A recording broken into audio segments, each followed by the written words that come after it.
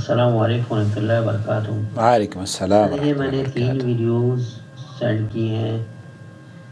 اس میں ایک میں کہا جا رہا ہے کہ سینے پہ ہاتھ باندھنا کسی حدیث سے کسی صحابی نے نہیں باندھے، سورہ فاتحہ امام کے پیچھے نہیں پڑھنی جہری نماز میں، اور انسان کو اپنے اپنے ملک کے مطابق طریقے کے مطابق نماز پڑھنی چاہیے۔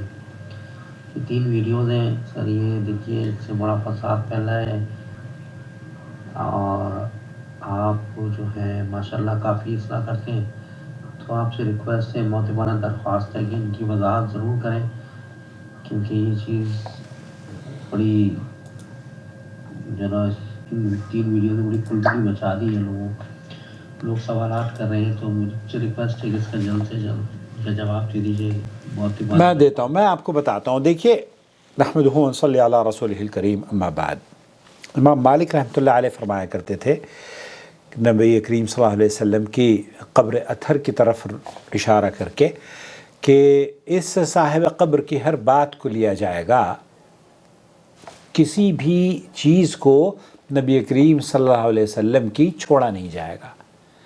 دنیا کے باقی جتنے بھی امتی ہیں ان کی بات کو لیا بھی جا سکتا ہے، چھوڑا بھی جا سکتا ہے، مہما کان، کوئی شیخ الحدیث ہو یا کوئی بہت بڑا مفتی ہو یا بہت بڑا محدث ہو۔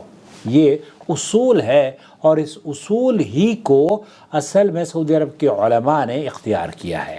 جی ہاں، آپ نے جو ویڈیوز بھیجی ہیں شیخ صالح الفوزان کی، شیخ صالح الفوزان نے، میں آپ کو سنواتا ہوں ان کے متعدد، جو کہ سعودی عرب کے مقلدین یا سعودی عرب کے جو علماء ہیں ان کے نزدیک تقلید یہ ہے کہ ان ائمہ کی ان باتوں کو تسلیم کیا جائے جو قرآن اور حدیث سے ثابت ہے، ان باتوں کو تسلیم نہ کیا جائے جو قرآن اور احادیث سے ثابت نہیں ہے۔ ہمارے یہاں جو بات ثابت نہیں ہے اسے بھی تسلیم کرتے ہیں، بلکہ اسے ثابت کرنے کی کوشش کرتے ہیں، جبکہ سعودی عرب کے علماء کو اگر یہ کہا جائے کہ ہم حنفی ہیں اور ہم امام کعبہ کے پیچھے 1 رکعت اس لیے نہیں پڑھتے کیونکہ حنفی مذہب میں 1 رکعت کا تصور نہیں ہے، تو شیخ فوزان ہیں، شیخ عبدالعزیز بن باز ہیں، شیخ سبیل ہیں، شیخ عبدالرحمن سدیس ہیں، انہوں نے خود مجھ سے کہا، شیخ سدیس نے یا شیخ سبیل نے، بلکہ شیخ بن باز کا تو فتویٰ موجود ہے، میں نے کئی مرتبہ آپ کی خدمت میں پیش کیا ہے کہ نبی کریم صلی اللہ علیہ وسلم سے جو چیز ثابت ہے وہ فقہ حنفی میں اگر نہ بھی ہو تب بھی ہم مکلف نہیں ہیں کہ ہم فقہ حنفی پر عمل پیرا ہوں، بلکہ فقہ حنفی کو چھوڑ کر قرآن و سنت کو اپنایا جائے گا۔ یہی بات مجھے اللہ گواہ ہے شیخ عبدالرحمن سدیس نے ان کے آفس میں، جب میں نے کہا کہ میں آپ کے پیچھے نماز نہیں پڑھتا تھا، کیونکہ میں مقلد تھا امام ابو حنیفہ رحمۃ اللہ علیہ کا، دیوبندی تھا۔ اب انہوں نے کہا کہ آپ کو جب نبی کریم صلی اللہ علیہ وسلم کی حدیث کا پتہ چل گیا تو اب آپ کو نبی کریم صلی اللہ علیہ وسلم کی حدیث پر ہی عمل کرنا چاہیے۔ اللہ گواہ ہے، میں نے تو حدیث پر عمل کرنا شروع کر دیا۔ یہی بات کئی علماء، کبار علماء جو ہیں سعودی عرب کے، یہ کہتے ہیں۔ یہاں پہ تقلیدی جمود نہیں ہے، یہاں یہ نہیں کہا جاتا کہ یہ نبی کریم صلی اللہ علیہ وسلم کی حدیث سے ثابت ہے، البتہ وہ جو آپ کہہ رہے ہیں وہ بھی ثابت ہے لیکن وہ غلط ہے۔ یہ حدیث سے جو ثابت چیزیں ہیں اس پر عمل کرنے کو ترجیح دیتے ہیں۔ اور شیخ صالح الفوزان کی جو ویڈیو آپ نے بھیجی ہے، سنیے یہ کیا کہتے ہیں۔ هل يجب على المسلم ان يكون ملتزما باحد المذاهب الاربعه؟ کیا 4 مذاہب میں سے ان امام کسی ایک مذہب کا پیروکار ہونا شرط ہے؟ يجب على المسلم ان يلتزم بالحق۔ یہاں شیخ صالح الفوزان بہت آسانی سے یہ کہہ سکتے تھے کہ ہاں آپ ایک مذہب کا پیروکار ضرور بنیے کیونکہ یہ آپ پر واجب ہے، یہ کہا نہیں، بلکہ انہوں نے کیا کہا، اپنے کانوں سے سن لیجئے۔ يجب على المسلم ان يلتزم بالحق، یلتزم بالحق، یجب علی المسلم ان یلتزم بالحق، آپ حق کے اوپر مکلف ہیں کہ اس کی پیروی کریں۔ ان يلتزم بالحق، ان یلتزم بالحق، حق کیا ہے؟ الحق حق ان یتبع، الحق حق کیا ہے؟ حق قرآن و سنت ہے۔ فان كان عالما فانه يلتزم بما قام عليه الدليل۔ آپ اگر عالم ہیں تو آپ کو جو دلیل سے بات ثابت ہے اس کو اپنائیے۔ اب آپ جو کہہ رہے ہیں کہ سورہ فاتحہ پڑھنے کے بارے میں یا نہیں پڑھی جائے، اس میں تو قدیم زمانے سے اختلاف چلا آ رہا ہے علماء کے درمیان، دونوں طرف کی احادیث آپ کی خدمت میں پیش کر دی جاتی ہیں۔ اس سلسلے میں امام بخاری رحمۃ اللہ علیہ نے جز القراءہ میں ایک واضح تمام چیزوں کو کر دیا ہے کہ امام کے پیچھے یا سری اور جہری نمازوں میں یا آپ کو پڑھنی ہے یا نہیں پڑھی۔ امام بخاری رحمۃ اللہ علیہ کا موقف یہ ہے کیونکہ اللہ کے رسول صلی اللہ علیہ وسلم نے فرمایا لا صلاۃ لمن لم یقرأ بفاتحۃ الکتاب، اور دیگر صحیح احادیث میں یہ وارد ہے کہ اللہ کے رسول صلی اللہ علیہ وسلم نے نماز اگر میں سورہ فاتحہ کوئی نہیں پڑھتا تو اس کی نماز نہیں ہوتی۔ تو دو چیزیں آپ کو تسلیم کرنی ہوں گی، ایک تو یہ کہ آپ کو دلیل، آپ مکلف ہیں کہ اتبعوا ما انزل الیکم من ربکم، جو رب کی طرف سے تمہاری طرف بھیجی گئی ہے۔ اب کوئی یہ کہہ دے کہ رب کی طرف سے مذہب بھیجا گیا ہے، تو مذہب لکھنے والے خود یہ کہتے ہیں کہ یہ تو ہم نے تدوین کیا ہے، یہ تو ہم نے لکھا ہے۔ تو شیخ صالح الفوزان نے جو نصیحت کی ہے وہ یہ کہ آپ مذاہب میں مذہب کی پیروکار بن کر، آپ کے ملک میں چونکہ آپ کے فلاں مذہب کے پیروکار ہیں تو وہاں پر یہ مذہب، اگر ان سے کوئی کہے کہ امام ابو حنیفہ کے نزدیک یا حنفی مذہب میں ایک رکعت وتر کو تسلیم نہیں کیا جاتا تو شیخ صالح الفوزان یہ کہیں گے کہ ان کا غلط موقف ہے، جبکہ قرآن و حدیث میں ایک رکعت اللہ کے رسول صلی اللہ علیہ وسلم حدیث میں ہے ایک رکعت اللہ کے رسول پڑھا کرتے تھے۔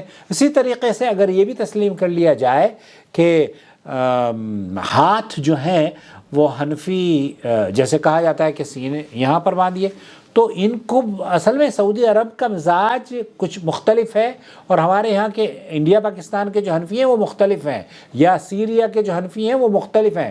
سیریا کے حنفیوں کو آپ دیکھیں، ان کی جو نمازیں ہیں نا، عورتوں کا سجدہ وہ بالکل اہل حدیث عورتوں کی طرح سے سجدہ کرتی ہیں، مردوں کی طرح سجدہ کرتی ہیں، ہاتھ بھی وہ نیچے ہی باندھتی ہیں سیریا کی جو یا ترکی کی جو عورتیں ہیں۔